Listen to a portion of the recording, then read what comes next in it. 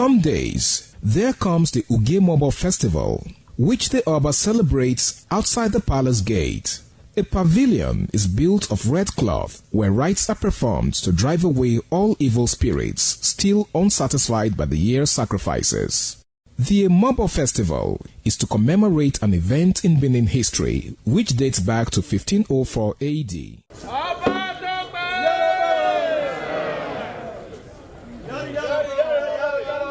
Yari yari, Oba Tope!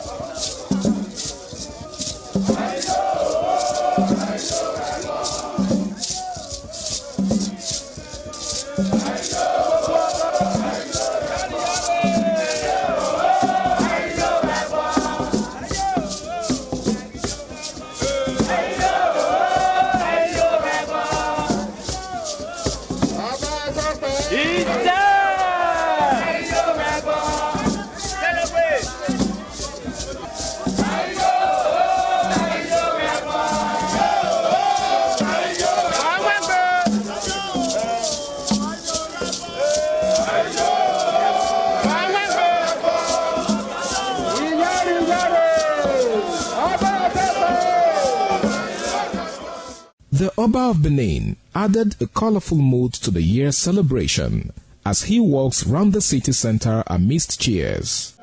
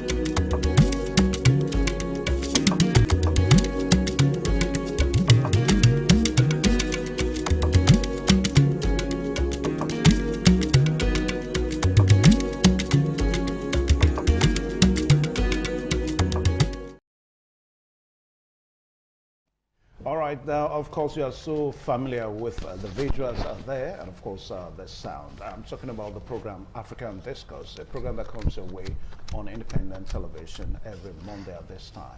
My name is Evan Sunokugie. You're welcome to the program. Today's edition happens to be the second edition for the year 2026. So you see that the year is still brand new.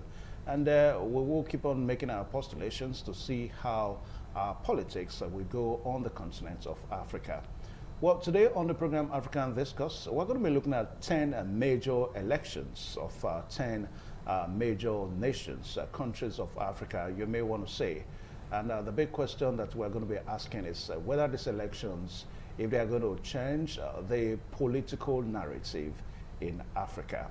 Well, we saw all that happened last year, 2025, talking about the coup and the coups, and talking about some that were alleged to have been faked and some that thoroughly came through, and the military juntas, how they took over those nations. So today we're going to be looking at all that as the program goes on. And of course, to look at all these issues today on the program African Discourse, I am so privileged to have three gentlemen here. And first and foremost, join me to welcome Neville Obahedo. He's from the Ivory Tour of Learning from the Great University of Benin, a lecturer with the Department of Political Science and Public Administration. Neville Obahedo, welcome to the program African Discourse. Thank you for having me. Good afternoon, viewers and listeners all over the world. And also to a professor of vocational and technical education, Professor Victor Igbenedion is also our guest this afternoon. Prof, good afternoon and Happy New Year. Same to you. Good afternoon. Okay, and of course we have a prince in our midst this afternoon, Prince Israel Oreja. He's the Executive Director of Connected Advocacy, and he's also a Foreign Affairs Analyst. Prince, you're welcome to the program. Yeah, a very good afternoon to you all, and thank you for It's actually the first time you're making it with me on this program. Yeah. All right. All right, so gentlemen, let us just peruse and go through the major elections that we're talking about. Today is 12. In another 3 days' time, we're going to be having an election, presidential election in Uganda. And we understand that that election is going to be with President Yoweri Museveni, and he's seeking a 7th term amid concerns over opposition restrictions and electoral credibility. Then also the next one that comes is the one that's going to happen in the Republic of Congo, whereby a presidential election is also going to take place on March 22nd with Denis Sassou Nguesso seeking re-election. Then also we have Republic of Benin, that's Benin presidential elections on April 12th, following a failed coup attempt in late 2025. I think that was the one that almost involved former President Goodluck Jonathan. Then also we also have the one in Cape Verde. That's going to be a parliamentary elections in April and the presidential elections in October. Then Ethiopia is also part of the nation that's going to be having election, and we're told that general elections on June 1st of 2026, crucial for regional stability and post-conflict tensions. Then Zambia is also going to be having its election, general elections on August 13th, and it's going to be reflecting a broader democratic trends and economic shifts. Then also we have the one in Libya, and this election in Libya seems to, we're going to be dealing so much on that today, whether that election is going to bring all the restiveness that we've heard about in Libya in the past few years. So we're going to be having Libya presidential and parliamentary elections, and we understand that it is very crucial for the country's political stability, and also it is backed up by the United Nations and a way of keeping peace in that nation. Then we have another one in Djibouti, presidential elections, and it is expected to extend President Ismail Omar Guelleh's rule. That's going to be in Djibouti. Then also we have another one in Gambia, and we understand that it's going to be a presidential election on December 5th. And the very last one, settling on the list, is going to be in South Sudan, where we're told that the general election is going to take place on the 22nd of December 2026. The country's first ever national election since independence, in that country. So, Neville Obahedo, perhaps you may want to also help us to peruse through, because you are a political scientist here. And from what we have seen, all that happened in the year 2025, the coup, the military junta, and of course the regional tensions, restiveness, and all that. So let's start from the first election that we're going to be having in Uganda. That's another 3 days' time. So what is your concern? What are your concerns about these nations having their elections? Are they going to mean good for the African continent politically or otherwise?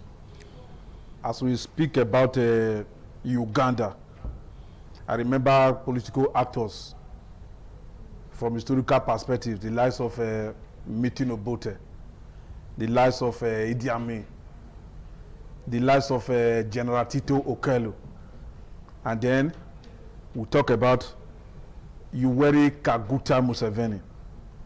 I was in secondary school when Museveni led a rebellion under the auspices of National Resistance Movement in 1986 to take over the government of Uganda. From that time till now, he has remained president. And as we speak, the first son is the chief of defense staff of Uganda. In case there's going to be a military coup, the son will just be the next president. That he has prepared the son for that position. Oh, really? Now let's talk about democracy. When the man started, he ruled for about 70 years or so before he started talking about democracy, even though there were elections. But the political parties could not contest for the office of president. Well, like a zero-party system for the presidency, and he was always emerging as the candidate. Now, when he now brought multi-party democracy, some of his comrades, like Colonel Kizza Besigye, who was the medical corps leader of the National Resistance Movement, he made sure that all those persons who were going to contest with him, who had influence among the people of Uganda, were either banished or they were held incommunicado. This is what is still happening. Even though the likes of opposition leader like Bobby Wine, they are saying that yes, the people of Uganda will vote for them, there will be change of government. But the structure that Yoweri Museveni have perpetrated from 1986 to now will not allow any opposition to win election. So I saw our former president, Goodluck Ebele Jonathan, and some others, they went to Uganda and they were received by the government of Uganda. I expected them to meet with the opposition. You cannot just go, a government that is contesting an election, you just go there, they receive you. There's already an element of bias there. Why can't you also meet with the opposition and ask the opposition, how is this election? Because this election is not only for Uganda people, this election is for the Great Lakes region. Because what is happening in Uganda has a direct effect on what is happening in Rwanda, where Paul Kagame is president, where Paul Kagame has also changed the constitution to remain as president for life of that country. And I tell you the truth that Paul Kagame was fighting with Yoweri Museveni under National Resistance Movement. When he now won and became president, Yoweri Museveni, if he's watching now, he helped Paul Kagame to also overthrow the government of Rwanda to become president. So what is happening in Uganda has effect on the Great Lake region, on Rwanda, on Congo.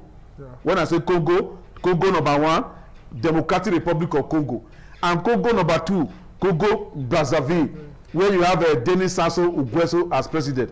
I wait for you to ask me questions about Congo Brazzaville so that I can talk about Denis Sassou Nguesso. What comes to mind in Rwanda and what you are in Uganda and all these other countries, some of which we are going to discuss here, is that our leaders are sit-tight leaders. From 1986 to now, if you go to America, you see the number of people that will be president. Between that time and now, we had Jimmy Carter, we had no, not Jimmy Carter, Ronald Reagan, we had Bill Clinton, we had George Bush Sr., we had George Bush Jr., we had Obama in America, almighty America, and in one country somebody has been president all these years. America is practicing democracy. Uganda is practicing democracy.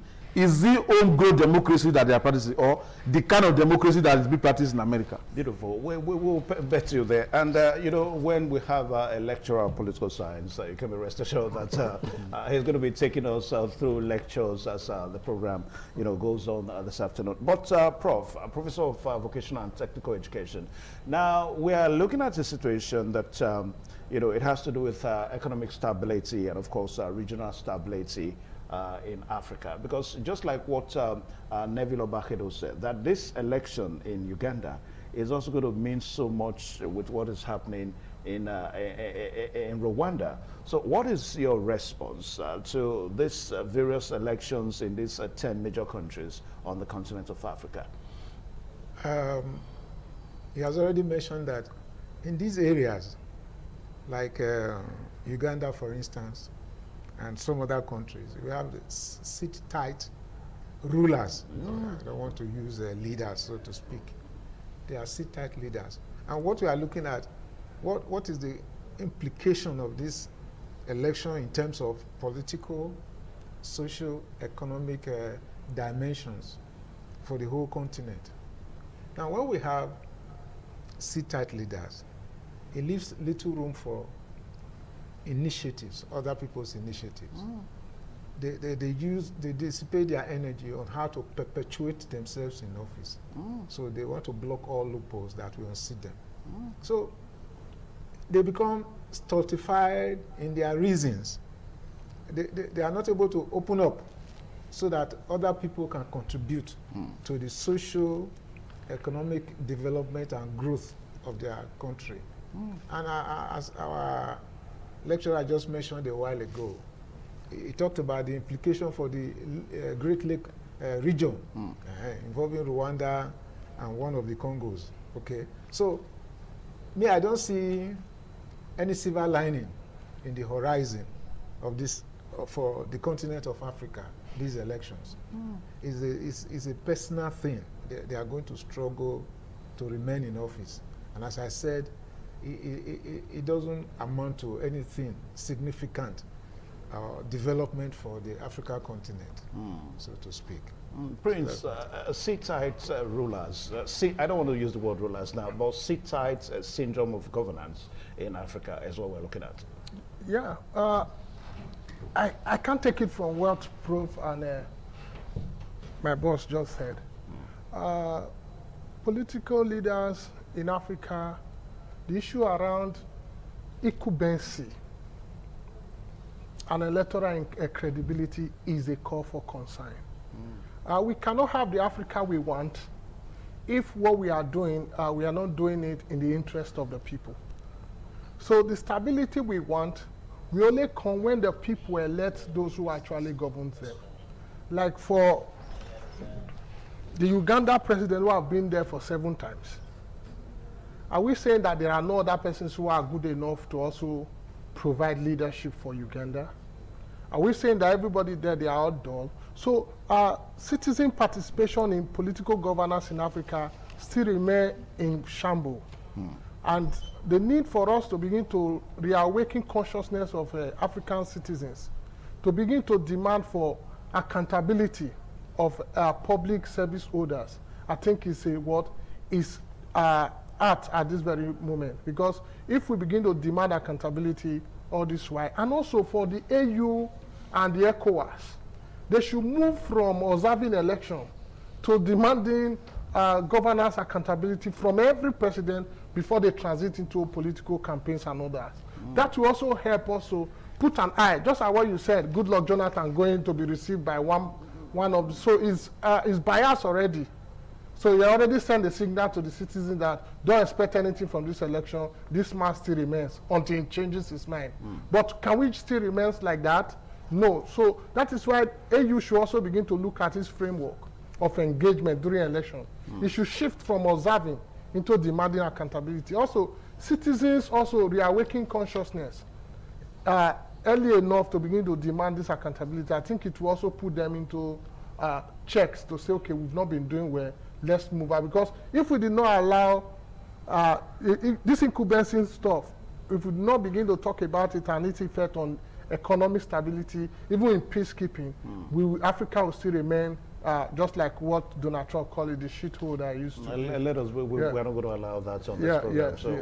Can you take that back? I can retrieve that. So it will still remain the underdeveloped, that the continents do. It's sad enough, we have elites there. Let them begin to think differently. Okay. All right, so thank you so much, viewers out there. In case if you're still watching, the program is African Discourse on Independent Television. We quickly take a short break, and when we return, we see all the aspects of what we're going to be looking at today. Talking about these 10 major nations that are going to be having elections this year, 2026. We'll be right back.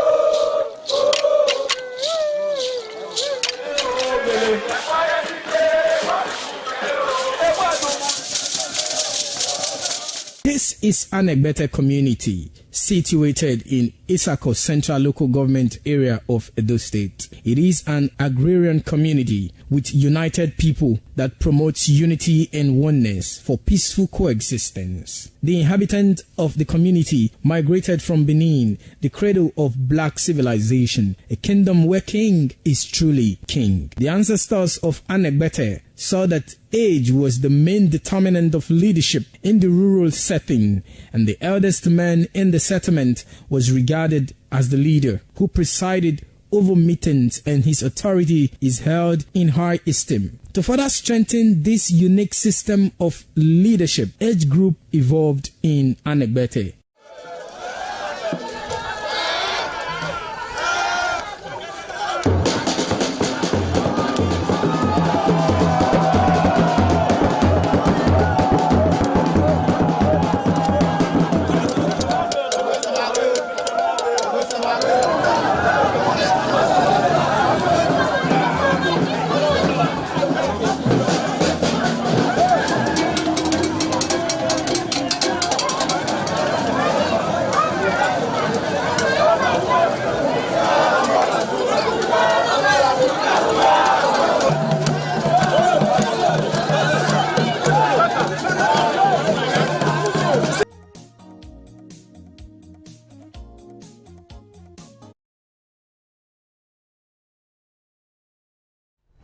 All right, thank you so much. The program is still on your television, African Discourse. Now, we also mentioned Benin Republic. Benin Republic, after the failed coup, we're going to be having the election sometime in February.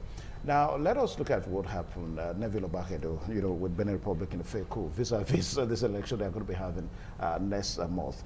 Now, can we marry the two situations, politically, and what do you think the inference will draw from that coup, to this election that they're going to be having in February? You see, some years ago, I did a course on comparative military regimes. And one of the theories that I found very useful when you are analyzing coups and attempted coups is what we call the contagion theory. So if you go back to history, you will see that when coups started happening in Africa, they were not happening in regions and they were spreading to other places.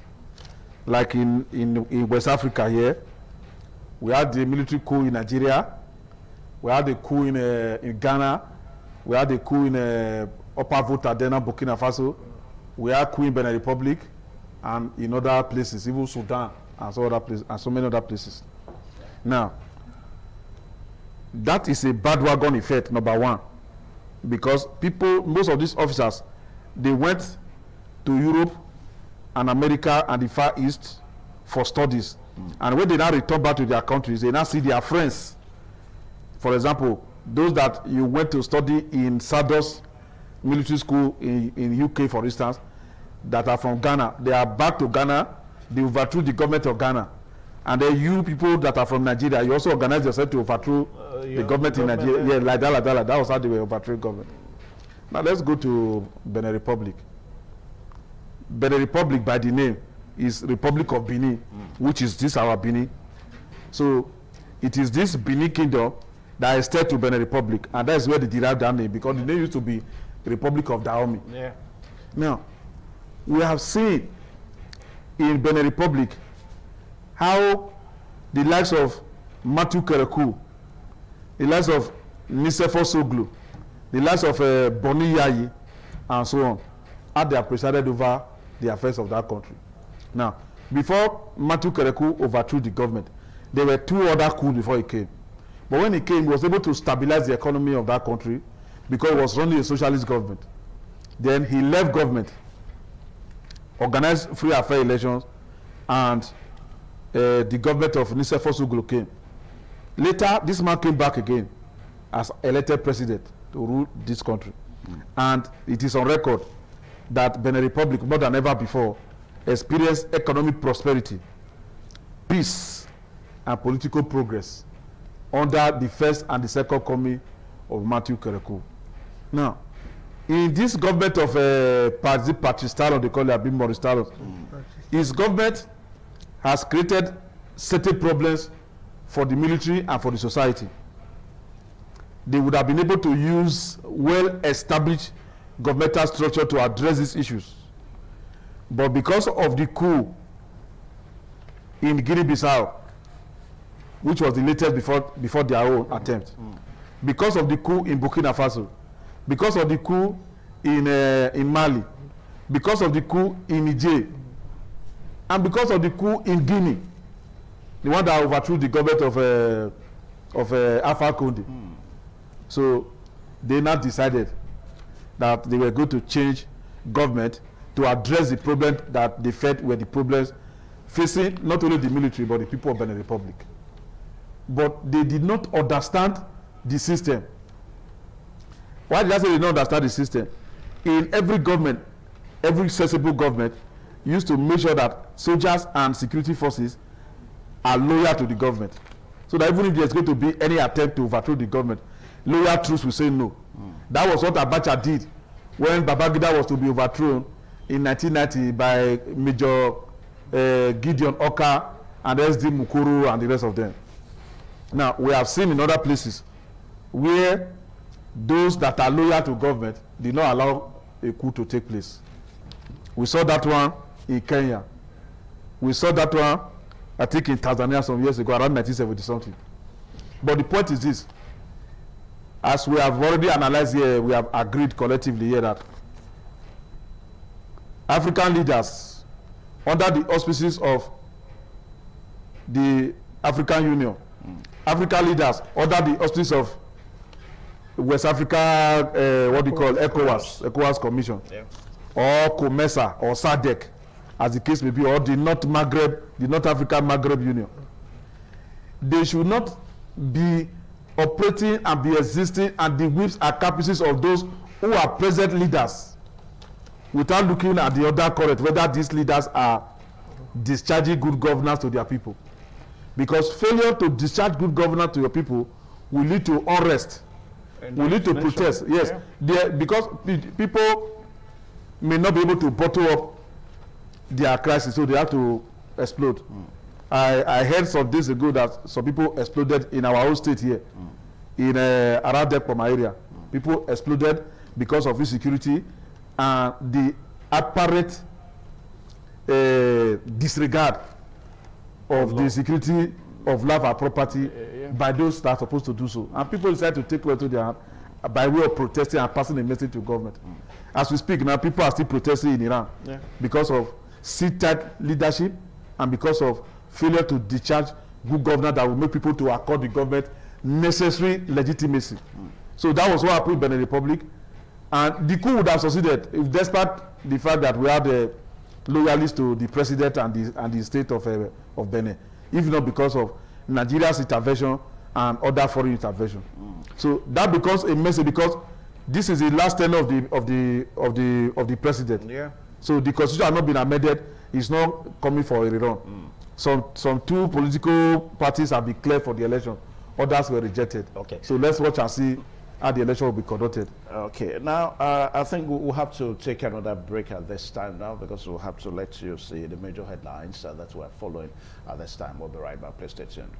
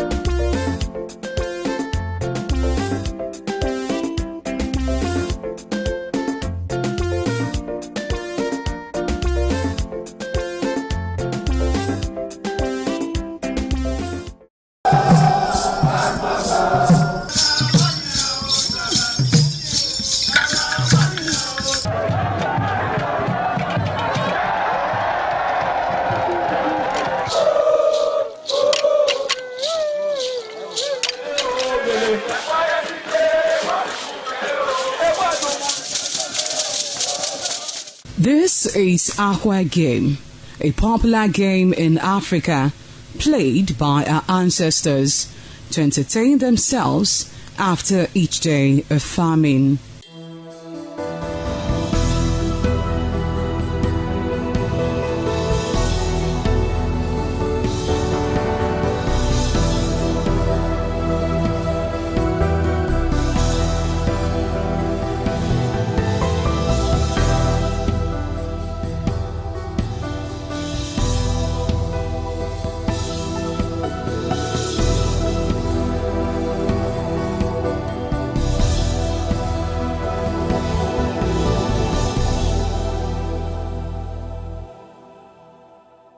It is also relevant in our coronation in Africa. It is a sport and indeed very interesting, as every seed had a role in the game.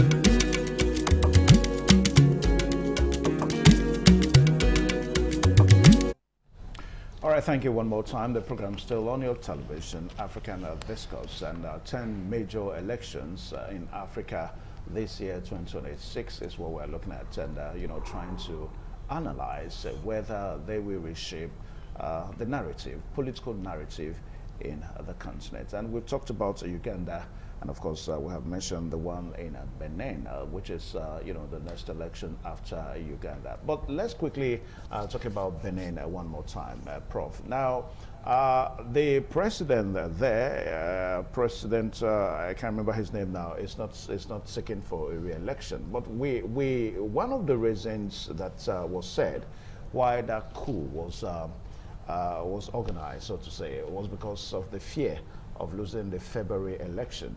And I don't know, right now, so what is the guarantee that the election is going to be in his favor or in his party's favor, Prof? Okay, what is not clear to me is whether his party, whether he's contesting or not, is in the race for this election. So if his own party is in the race, the contender as a presidential candidate, maybe he's his person, somebody is bankrolling to do it. But if he's not, if his own political party is outside the contenders for this election, tendency is such that we may just have a free and fair election. And that one will give Benin a breather outside the hegemony of the rulers that have been before. So I believe that he has shot himself, on the foot, in the sense that he was trying to railroad himself into a presidential suite through faking a coup. And now his party may not be in contention for the election. We may just have two neutral parties, so to speak. I call them neutral because in Africa it's difficult to say that these parties are really neutral. Either they are backed by foreign powers, or so to speak. No, whether the country is small or not. Because to me now, I find that even the arid region, or the semi-arid region, they have so much mineral at their disposal that are attracting the Chinese, the Russians, the Americans, and so on, the superpowers to exploit.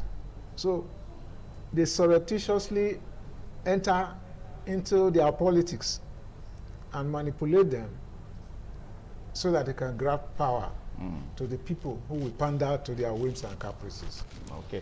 Now, Prince Oreka, quickly, perhaps we just mistakenly passed that now. There's going to be one before Benin Republic, actually.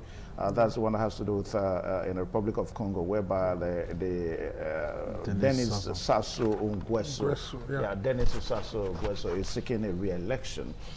Still the same sit-tight St. John, seeking a re-election. Now, from your own perspective, what are the possibilities? What are the chances that he may actually, keep the election for himself? He will, because first, citizens' trust is not there that he wants to run a free and fair election. And the independence of the electoral body is also a call for concern. How independent is the electoral body? We did not take orders from him. So who is going to head that body? Will it not be from his own cronies? So the independence of the electoral body is a call for concern. Building citizens' trust that I will run a free and fair election is also what we are looking at. So I'm suggesting that African countries to begin to look beyond, let's build a strong institution. How? Yeah, strong institutions that is bigger than the individual. But what we are seeing right now is an individual is bigger than the institutions. Yeah. So if we can change the narrative to the other side, so no matter how big or how influential you are, the institution still comes supreme. So if that happens, we can able to have free, credible elections. Citizens cannot have faith in the system because they know the system is happening. That is why a case in point is Côte d'Ivoire, Cape Verde. I think Cape Verde has also shown a sign of positive transition over time. They show a sign of strong institutions can work in Africa. So if we begin to look towards that kind of system of governance, we will not begin to say takes governance like an inheritance, but you just go give your own contributions, and after your tenure is over, let another person also rule, because it's not your own personal business, it's a collective responsibility. So that is my take. Okay. All right. So before we see the other country that is going to be having an election, that's going to be in Cape Verde now, which is going to be sometime in April. That's going to be a parliamentary election. Yes. It's going to be in April. Now, Neville Obakedo, now let us, Prince Oreka said something, that one thing that seems to be wrong with elections in Africa is a situation whereby we have a strong personnel, strong characters, or strong presidents, instead of having strong institutions. So now, how do we begin to think, how do we begin to keep that right? How do we begin to have strong institutions instead of having strong personnel, in Africa? Okay, thank you for your question. When I listened to President Barack Obama when he visited Ghana and addressed the Ghanaian parliament, he said Africa don't need strong men, they need strong institutions. And I was taken aback because as a student of history, the strong institutions in America were built by strong men. It's just a matter of being nationalistic and being patriotic and thinking about the future of your country after you have left office. That is the point. Now, Denis Sassou Nguesso of Congo Brazzaville, he was president for many years. After much pressure, then he now added over to Pascal Lissouba, because the problem that the people of Congo Brazzaville face is like the problem that Nigeria used to face, north-south dichotomy. The North wanted to rule till eternity. And so the northern people of Congo Brazzaville have been ruling that country. Frederick Chiluba was the first person from the south to rule the country. And this man caused crisis. A former president, now president again, caused crisis, and with support from the president of Angola then, Eduardo dos Santos, now provided him military personnel and mercenaries to overthrow the government, elected government of Pascal Lissouba. Pascal Lissouba ran into exile in France and died in France and was buried in France. That is to tell you the kind of kamikaze politics that is taking place in Congo Brazzaville, and it is this same environment that election is going to be conducted. What do you expect from that election? What do you expect from that election? Opposition have been banished or ostracized. People who are protesting, they are protesting for more participation. They are being kept in the gulags. Protests are being dispersed, or rallies of political opponents are being dispersed. Denis Sassou Nguesso should be a grandfather. He is supposed to have in his mind an attempt to bequeath a better Congo Brazzaville to future generations. People are learning from him. People have learned about the political culture of that country under this man, that it is a non-participatory political culture. It will take a revolution for younger generation to come, where the man has left the place, to come and bring the reform that people need on the democratic front, on the participative front, on the economic front, and on the development front. All right, now quickly, let's look at the Cape Verde. You made mention. They are going to be having a parliamentary election. A little wonder, do they have a parliamentary system of government in Cape Verde, Neville Obakedo? Yes.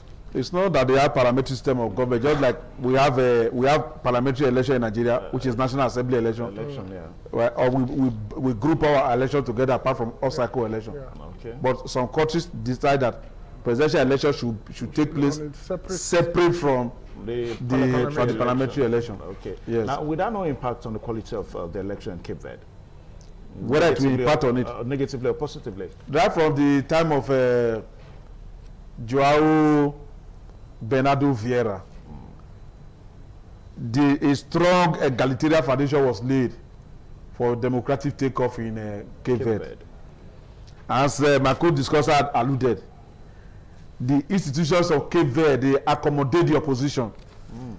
The public media give the same access to government in power that is campaigning for election and the opposition.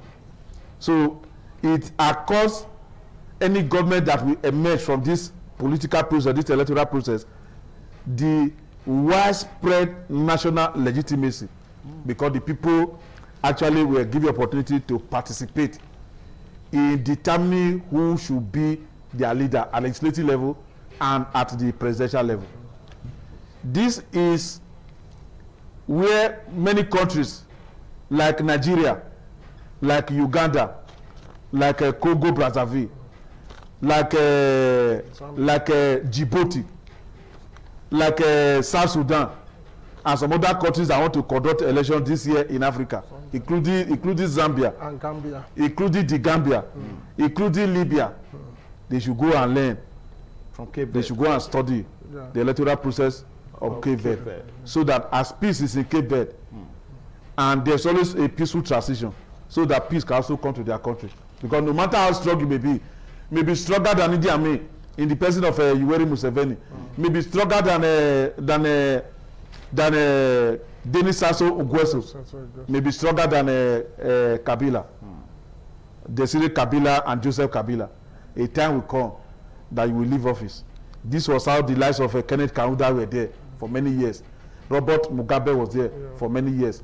Eperoji Bokassa of Central African Republic was there for many years. Now, it is their stories are history now. Yeah.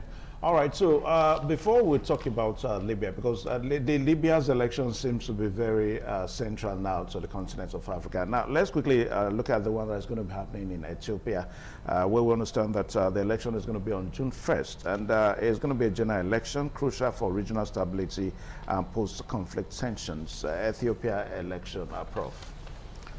Well, you know, Ethiopia is just evolving, smarting from very serious instability in terms of another country emerging from Ethiopia. There have been a lot of instability there. And the essence is to find some level of stability. You know, a country has been made out of Ethiopia. Is it not so? What's that country again? I can't remember. Is it Eritrea? Eritrea. So there is need. There's still a problem there, serious problem amongst the Ethiopians. Yeah, the Ethiopians.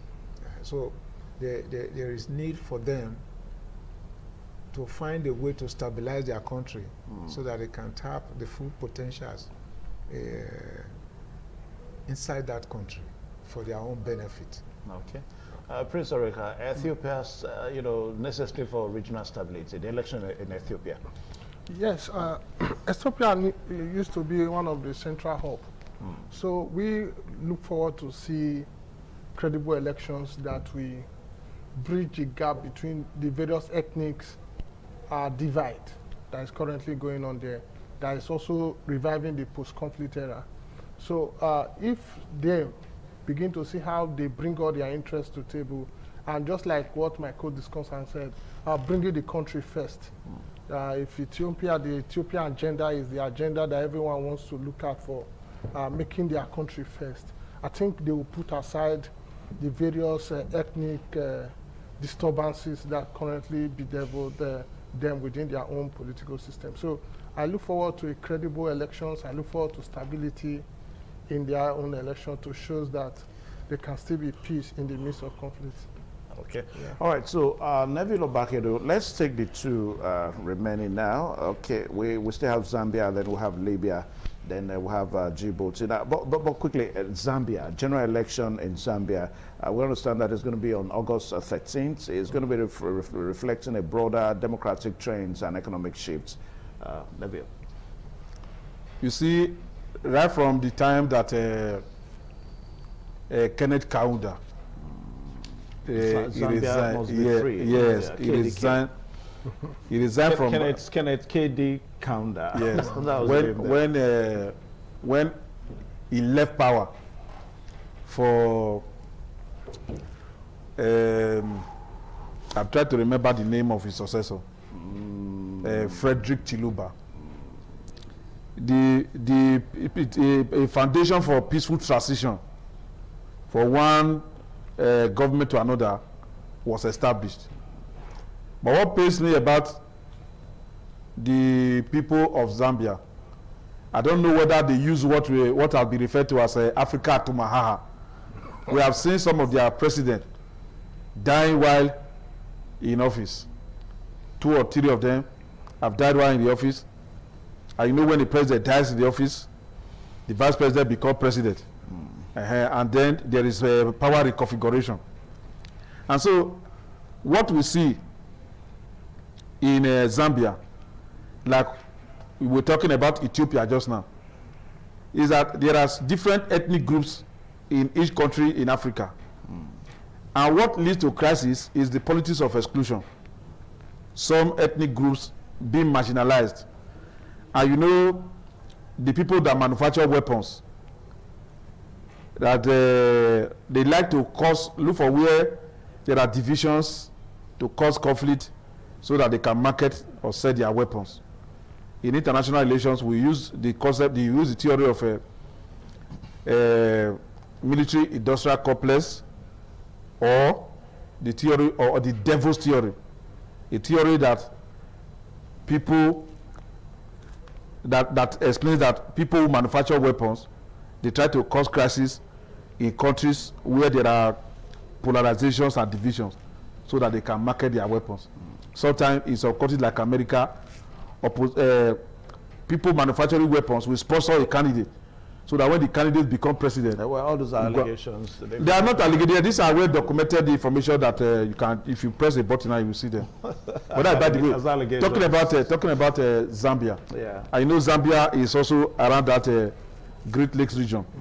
So I believe that the people of Zambia should go and learn from the history of past presidents that allow peaceful transition.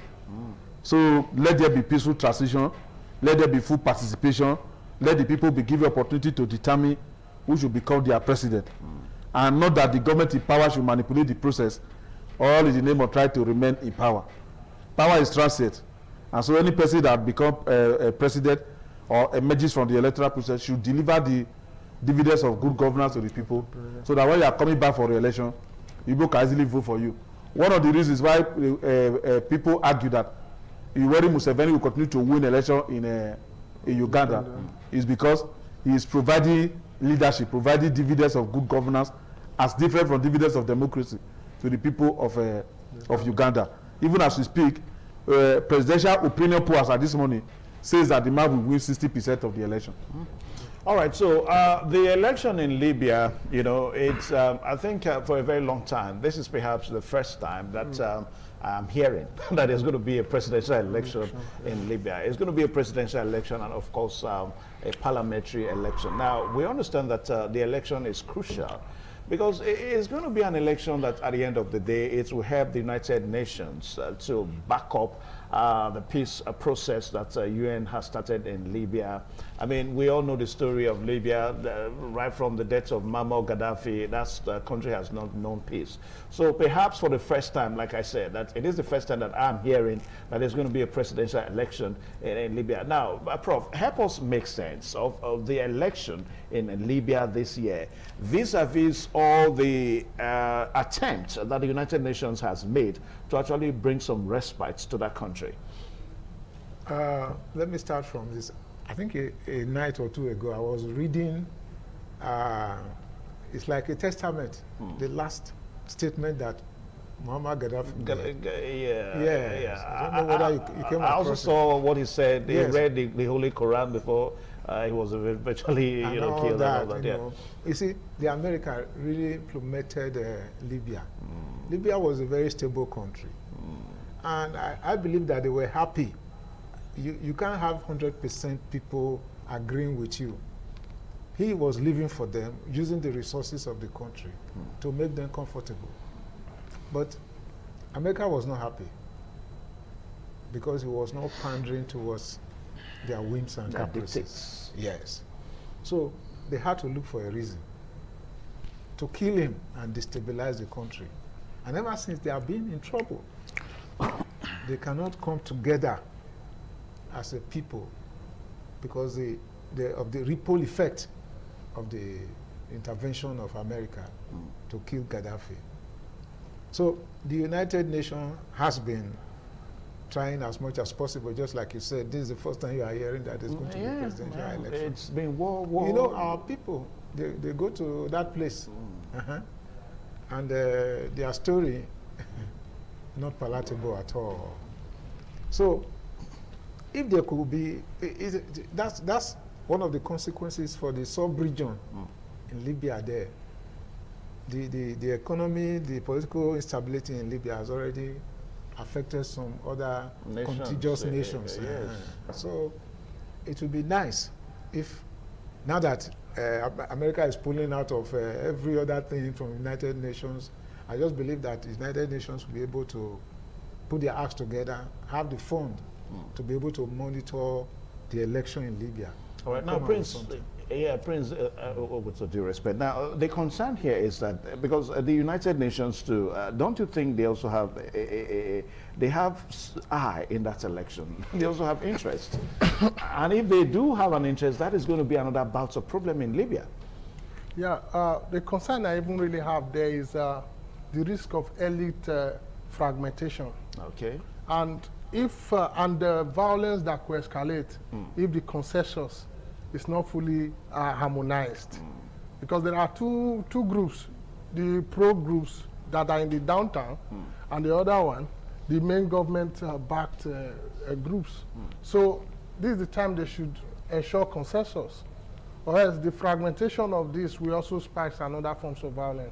But if it's successful, it will be like a wake-up call for North Africa stability, because Libya happened to be the hub of that region before now. So let's hope that the success of this election, backed by UN, are not one-sided, but able to bring those factions together to now front for the Libya they actually want to see.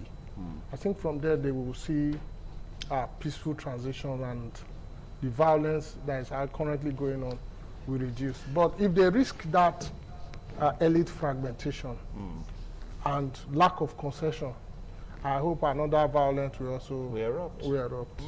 Maybe quickly, 30 seconds as we wrap up now. Libya's election. As we talk about Libya election and the crisis that is in Libya, I just remember everything about Muammar Gaddafi. How he worked and died for the people of Libya. But the crisis that followed reminds me of the crisis that followed when apartheid laid foundation for majority rule. Various elites under various auspices like Nkoto Wesizo of African National Congress, like the one that was being led by Qatar Freedom Party leader, Magusutu Buthelezi. All of them, they started fighting. Buhari, Babangida to bring them to Nigeria to settle them, and so on and so forth. So it also reminds me of the crisis that is happening in Southern Sudan. After winning independence, the elite are able to come to a consensus on how to run the affairs of the country.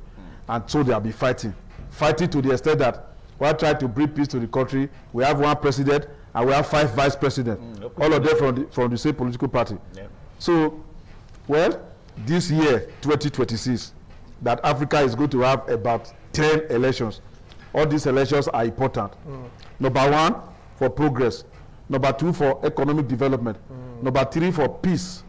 Number 4, for the realization of what African leaders refer to as 2063 African agenda. Thank you, gentlemen. Thank you so much. Can we extend a handshake there? Thank you for coming. All right, so that's the program today. Yes, talking about 10 major elections for this year in Africa. Well, on the same time next week, we should be able to bring you another topic. My name is Evan Sonohuge. Good afternoon.